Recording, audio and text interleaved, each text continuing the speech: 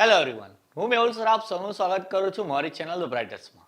તો આજના વિડીયોની આપણે ડિપ્લોમા સેમેસ્ટર 1નો સબ્જેક્ટ કે જે મેથેમેટિક્સ 1 છે એનું ચેપ્ટર નંબર 1 એટલે કે ડિટર્મિનન્ટ ફંક્શન જે G2ની એક્ઝામની અંદર 14 થી 18 માર્ક્સનું આવશે એની જે પહેલી ટાઈપ કે જેને આપણે ડિટર્મિનન્ટ એટલે કે ગુજરાતીમાં નિશ્ચાયક કહીએ છીએ એના કયા કયા IMP એક્ઝામ્પલ છે એનો અભ્યાસ કરીશું. પહેલા એક વિડીયો બનાવ્યો હતો એમાં ઇન્ટ્રોડક્શનની અંદર સમજાવ્યું હતું કે આ ચેપ્ટરની અંદર કયા કયા પાર્ટ્સ આવશે, કયું કેટલા માર્ક્સનું પૂછાશે. તો એમાં તમને એવું કીધું હતું કે ડિટર્મિનન્ટનો એક જે દાખલો છે કે જે એક્ઝામમાં 100% 3 માર્કની અંદર પૂછાતો હોય છે, તો એના માટે તમારે કયા કયા એક્ઝામ્પલ એટલે કે કયા કયા દાખલા તૈયાર કરવાના છે બધા આપણે આ વિડીયોમાં જોઈ લઈશું. એકચ્યુઅલી આમ કહું તો 5 જ દાખલા કરવાના છે. 3 દાખલા હું અહીંયા તમને શીખવાડું છું અને બીજા જે 2 દાખલા છે આપણે જે પહેલા એક વિડીયો અપલોડ કરેલો હશે, તમે જોયો બી હશે પ્લેલિસ્ટની અંદર ઇન્ટ્રોડક્શન નામનો એક વિડીયો બનાવેલો છે ચેપ્ટર નંબર 1નો. એની અંદર બીજા 2 દાખલા હોમવર્કમાં જે આપેલા છે એ તમારે ટ્રાય કરવાના, જાતે ગણવાના અને એના ફોટા પાડીને ટેલિગ્રામ પર જઈને મને પર્સનલમાં મોકલી આપવાના. તો હું તમને ચેક કરીને કહીશ કે કઈ જગ્યાએ ભૂલ થાય છે કે તમે બરાબર ગણ્યું છે કે નહીં. તો સૌથી પહેલાં આપણે એવું જોઈએ કે જે નિશ્ચાયક એટલે કે ડિટર્મિનન્ટ છે એની વેલ્યુ આપણે કેવી રીતે ફાઇન્ડ કરવાની. તો 2/2 હોય તો સિમ્પલ છે કે ક્રોસ મલ્ટીપ્લાય કરો, વચ્ચે માઇનસ કરો એટલે વેલ્યુ મળી જાય. પણ જ્યારે થર્ડ ઓર્ડરનો ડિટર્મિનન્ટ એટલે કે થર્ડ ઓર્ડરનો નિશ્ચાયક હોય, એક ઉદાહરણથી સમજાવું તમને કે એક નિશ્ચાયક છે મારી પાસે આ રીતે, એની વેલ્યુ મારે ફાઇન્ડ કરવી છે. ઓકે, તો આની વેલ્યુ કેવી રીતે ફાઇન્ડ કરીશું? તો કે જે પહેલી લાઈન છે, પહેલી આડી લાઈન એટલે કે પહેલી રો, એના જે 3 ઘટકો હોય જેમ કે 1, -2, -3, એને પહેલાને પ્લસ ચિહ્ન આપવાનું એટલે આવી રીતે લખીશું +1. બીજો જે ઘટક છે એને માઇનસ ચિહ્ન આપવાનું અને જે ત્રીજો ઘટક છે એને પ્લસ ચિહ્ન આપવાનું. એનું જે ચિહ્ન હોય તો આ રીતે કૌંસ કરીને લખવાનું, પણ એને કમ્પલસરી પ્લસ માઇનસ પ્લસ એવા ચિહ્નો આપવાના. જગ્યા છોડી છે એટલે અહીંયા આપણે 2/2 નો નિશ્ચાયક બનાવીશું બધી જગ્યાએ. અને એની અંદર શું લખીશું? તો કે જેમ કે અહીંયા મેં 1 લખ્યો છે તો 1 એટલે આ ઘટક, તો એની આડી લાઈન અને એની ઊભી લાઈન ઢાંકી દેવાની આ રીતે. તો વધશે 4 - 1 2 1 એને અહીંયા લખવાનું આપણે. અને જ્યારે -2 ની વાત કરીશું તો વચ્ચેની આ ઊભી લાઈન નીકળી જશે ને ઉપરની આડી લાઈન એટલે કે 0 - 1 5 1 રહેશે અહીંયા. ઓકે, અને જ્યારે આ -3 ને આ રીતે ઢાંકીએ તો 0 4 5 2 આવશે, એને આપણે અહીંયા લખીશું. ચલો, એટલે આ જે બધા અંદર જે ડિટર્મિનન્ટ આયા એટલે કે નિશ્ચાયક આયા એ સેકન્ડ ઓર્ડરના છે એટલે કે દ્વિઘાત નિશ્ચાયક છે. તો એને કેવી રીતે સોલ્વ કરવાના? જેમ કે અત્યારે જ મેં તમને કીધું, આ બેનું ક્રોસ મલ્ટીપ્લાય કરો, વચ્ચે માઇનસ, આ બેનો બી ગુણાકાર કરો. વચ્ચે માઇનસ કમ્પલસરી આવશે, પછી આ બેનો જે ગુણાકાર હોય તે લખવાનો. જેમ કે પહેલા માઇનસ +2 કરી દઈએ, પહેલા આ બેનો ગુણાકાર કરવું એટલે 0 × 1 એટલે 0 થઈ જાય, પછી વચ્ચે માઇનસ કરી દેવાનું, એના પછી પેલા બેનો ગુણાકાર જોવાનો. જેમ કે 5 નો -1 જોડે કરીએ તો -5 આવે, તો આ રીતે લખો. ચલો, અહીંયા પ્લસ માઇનસ એટલે માઇનસ થઈ જાય, 0 × 2 એટલે 0, વચ્ચે માઇનસ આવે, 5 × 4 = 20. પછી કૌંસની અંદરના પદનું સાદુરૂપ આપી દો જરા, 4 - 2 એટલે 6 થઈ જાય, 0 - 5 એટલે 5 થઈ જાય, અને 0 માંથી 20 બાદ કરો તો -20 આવી જાય. પછી અંદર ગુણો, 1 × 6 એટલે 6, પછી વત્તા 2 × 5 એટલે કે 10. આ બંને માઇનસ છે એટલે ગુણાકાર એનો પ્લસ થઈ જશે ને 20 તારી થઈ જશે 60.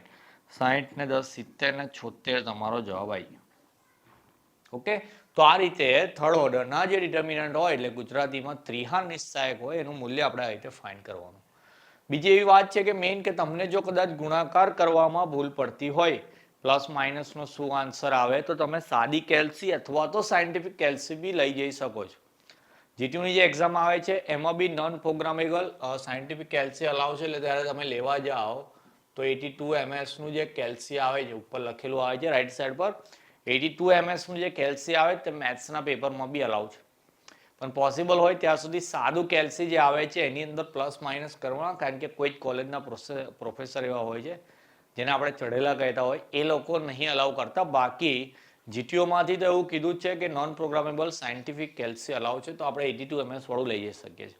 તો ઘણી બધી કોલેજમાં અલાવ હશે, તમારે પહેલા કોલેજમાં પૂછી લેવાનું કે સર આ એક્ઝામમાં ચાલશે કે નહીં. જો ના પાડતા હોય તો શાંતિથી આપણે સાદું કેલ્સી જે લઈએ છીએ એનાથી બી દાખલા ગણી શકીએ, કારણ કે સરવાળા બાદબાકી ને ગુણાકાર ભાગાકાર કરવાના હોય તો એ તો આપણા સાદા કેલ્સીમાં થઈ જાય.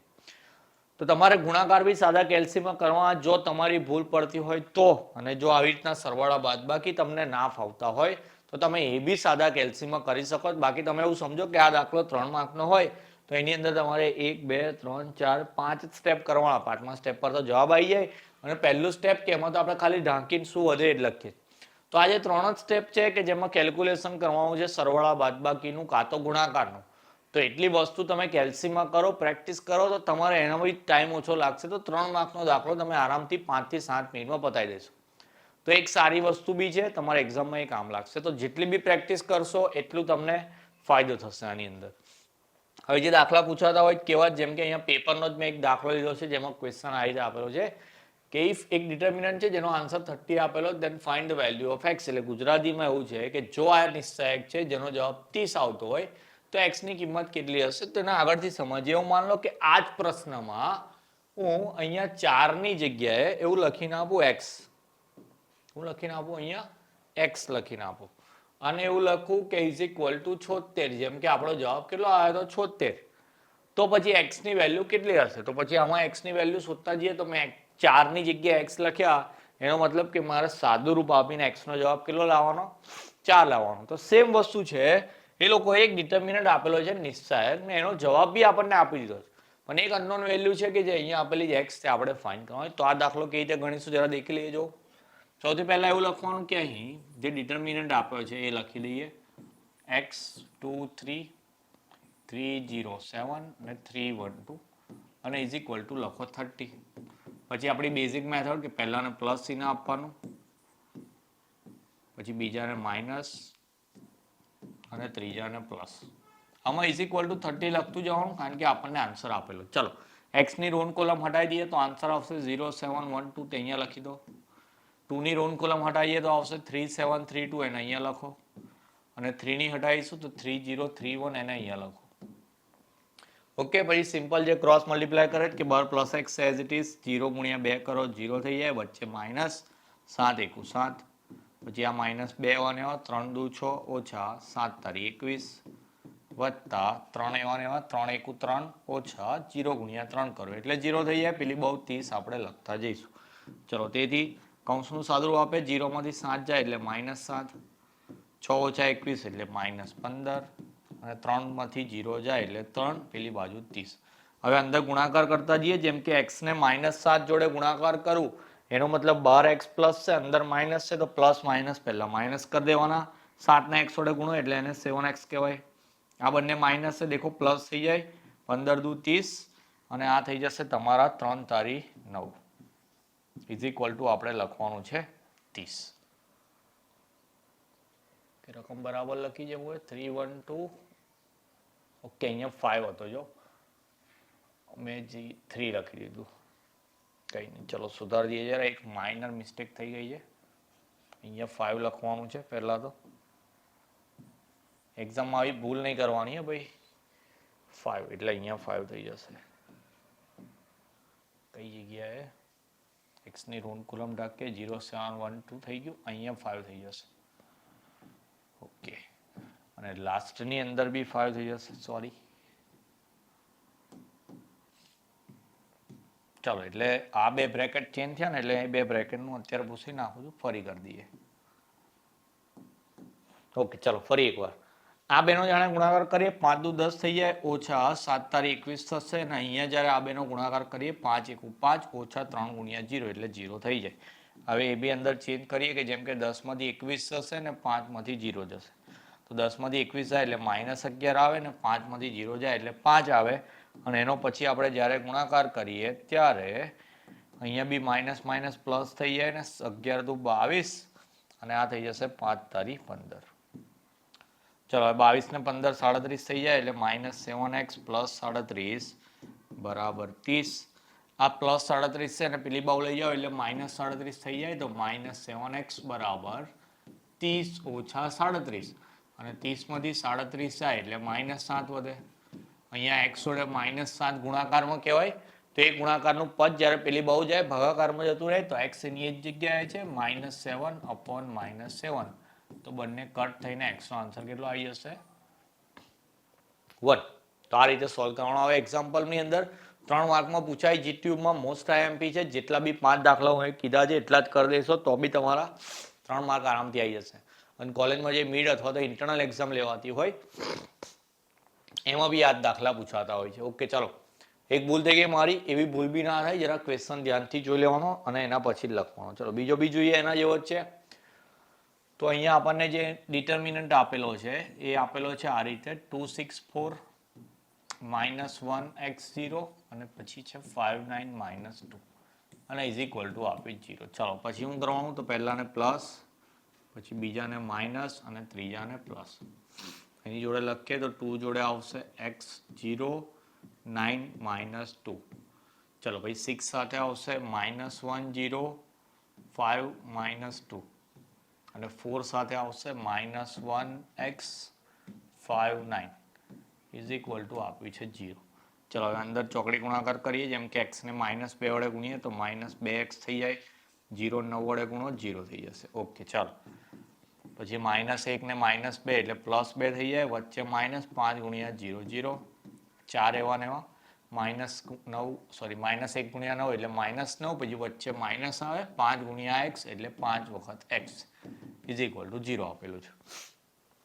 કૌંસમાં જે જગ્યાએ સાદુરૂપ અપાય એ જગ્યાએ આપી દઈએ. તો જેમ કે પહેલા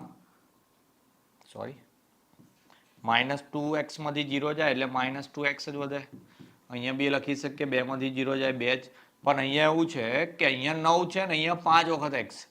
એવું નથી કે અહીંયા 9x અને અહીંયા 5x. તો ઘણા છોકરા એવું કરે કે 9 માંથી 5 જાય એટલે 4 કરી લેશે, પણ એવું ત્યારે થાય કે 9 વખત બી x હોય ને 5 વખત બી x હોય તો. પણ અહીંયા ખાલી 9 એકલા છે એટલે કોઈ જાતનું સાદુરૂપ નહીં આવે, તો એને એઝ ઇટ ઇઝ લખી દઈશું આપણે.